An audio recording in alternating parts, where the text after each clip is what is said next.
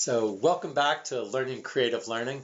It was great during the past week. We got a chance to read all of the childhood object descriptions that people put up. There was more than 100 of them. I know I really enjoyed reading through all of them. That was actually hard to read through all of them, I thought. One thing that I thought was really great was people seeing connections, being surprised that, oh, you also like that.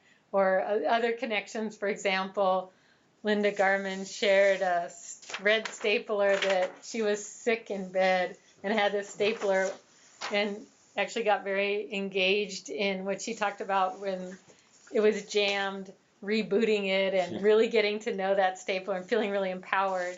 So that led Deb Ashman to say that her son is totally obsessed with our stapler, and now I can't for the life of me see why I keep taking it away from him.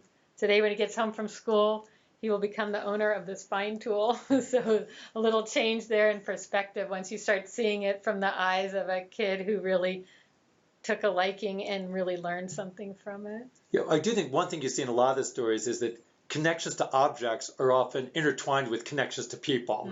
I think that's one thing you saw there. And I saw that in another one of the stories that I really liked was the story about the left-handed desk. This is from Cecilia Trevino, who wrote about the left-handed desk that when she was growing up and she was left-handed, at the time she felt that oftentimes in society you were made to feel as if there was something wrong with you if you're left-handed. I think she said she had an older sister who was forced to write with her other hand, her right hand, even though she was naturally left-handed. And her father, in order to help support her in her left-handedness, brought this left-handed desk into her school. It wasn't just that he got it at home for her, but brought it into school to try to normalize it, that there was nothing wrong with being left-handed, and so as Cecilia wrote about it, it was partly that she appreciated this on a practical level, but also it helped make a stronger bond with her father, that her father cared about this and was thinking about how she fit in, with the rest of the class. So I liked it because it was both about how she fit into society and to the culture around her, but then also about her special bond with her father. Yeah, the one that I kind of stood out for me, and actually there were many that brought back a lot of memories. Which we was really printed nice. out a whole bunch that you can't see here. It was really hard to decide which ones.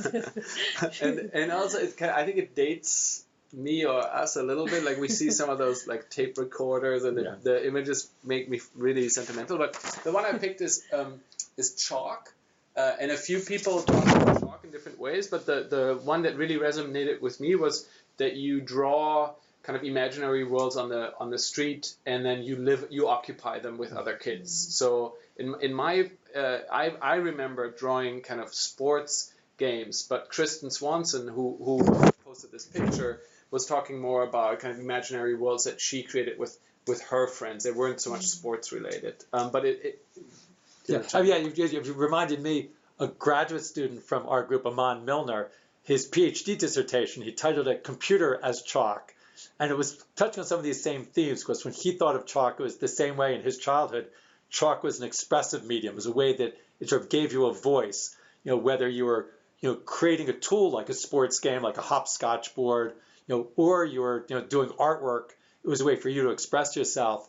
And that's the way and it was part of your everyday life. And that's what he would like computers to be today. It's something that should be part of your everyday life and a way of expressing yourself. And I also liked, that chalk sometimes is seen as just something for the teacher to use to communicate ideas to the class. And he didn't want chalk to be seen that way. He wanted the chalk of his childhood, that it was democratizing chalk. And he thought computers also shouldn't just be for someone to deliver information, but should be democratized. I think that also that the fact that his dissertation brings in the physical and the digital, right, is part of it, because again, that's when we get sentimental. And I guess I was just so impressed where someone from a pile of mimeograph sheets or graph paper, sometimes things that seem really simple, or the toy piano that Heloisa shared, from that, they made a lot out of something really small. Yeah, I do think from the ordinary, things that seem ordinary. I also love the one about the paper. There's sort of like these piles of paper became the raw materials of all this creativity and imagination. Anyway, so Yeah, well, maybe one last thought is Yeah. I noticed that many of the posts start with I couldn't think of a childhood object, and then they would go on and describe a wonderful childhood object, and so or several, yeah. or several, Yeah. and it made me think that we're so used to kind of getting it right. Mm-hmm. Like even for me, when Yeah. I thought about this, I couldn't think of a childhood object, and it's like we're trying to answer to this expectation, but actually if we let go of this a little bit, it turns out that both we're meeting the expectations, but also we're just coming up with great ideas and very valid contributions. Well, I hope we can keep this spirit alive through the as we continue with learning, creative learning, about taking the ideas we're discussing and making them personal. I think that's what overall that I really like about the childhood objects is people take the ideas about creative learning and make it personal about their own experience. And hopefully people can continue to keep that in mind in the ongoing discussions as we look ahead. So maybe we can give it a little overview about what we're going to be doing in today's session, because the theme of today's session is projects. It's one of the 4 P's that we talked about last week: project, peers, passion, and play.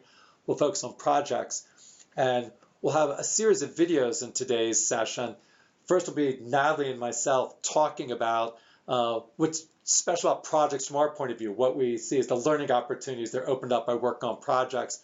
And we'll give some examples of different types of projects that we've seen young people working on and ways of supporting them and the learning that went on. And then we'll have another video where we talk together with someone who worked on one of the projects we've worked on, the Scratch project. And we talk with Joran Lauwers, who started using Scratch when he was 12 years old and is now a freshman here at MIT. So we talked with him about his experiences creating projects with Scratch and the learning experiences he had as he was using our tool of Scratch to create projects, and talk about his experiences in that. So after those couple of videos, we'll then do a breakout session, and we'll try again this week. Hopefully the technology will work. So we'll try the breakout where everybody will get a chance to break out into small groups, and we'll, in some discussion around projects. We'll come to that later, and then that'll be towards the end. Then we'll bring people back to introduce the activity of the week for next week. So in the same spirit of this week's childhood object, we'll suggest a new activity for the upcoming week.